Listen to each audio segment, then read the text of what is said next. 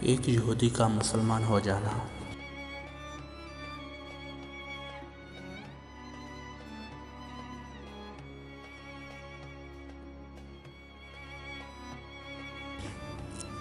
ایک مرتبہ ہمارے پیارے نبی صلی اللہ علیہ وسلم صحابہ رضی اللہ تعالیٰ عنہ کو سنت سکھا رہے تھے کہ پانی ہمیشہ دیکھ کر پینا چاہیے اور 3 سانسوں میں پینا چاہیے۔ اتفاق سے ایک یہودی بھی چھپ کر رسول اللہ صلی اللہ علیہ وسلم کی یہ باتیں سن رہا تھا۔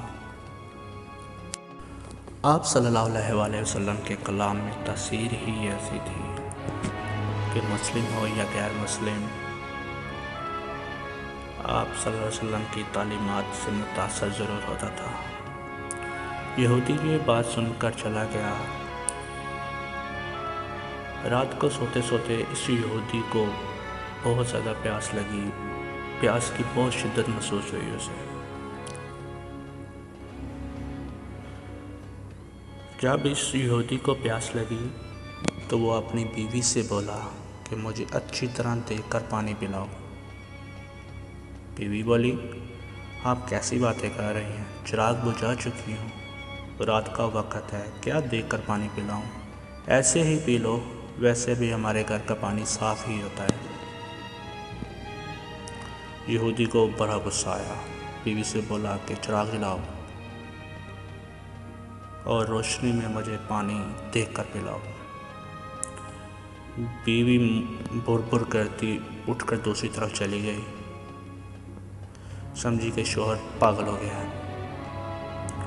آخر یہودی اٹھا اور چراغ روشن کیا۔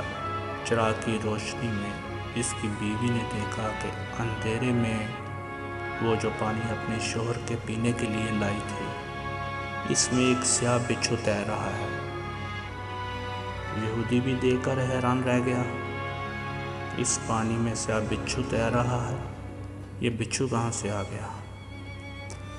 بیوی کو اس نے سارا ماجرا سنا دیا کہ کس طرح وہ چھپ کر آپ صلی اللہ علیہ وسلم کی باتیں سن رہا تھا، اور آپ صلی اللہ علیہ وسلم نے فرمایا کہ پانی ہمیشہ دیکھ کر پینا چاہیے۔ اور صبح وہ یہودی ہمارے پیارے نبی صلی اللہ علیہ وسلم کی خدمت میں حاضر ہوا اور رات کا واقعہ آپ صلی اللہ علیہ وسلم کی خدمت میں سنا ڈالا۔ آپ صلی اللہ علیہ وسلم نے تبسم فرمایا۔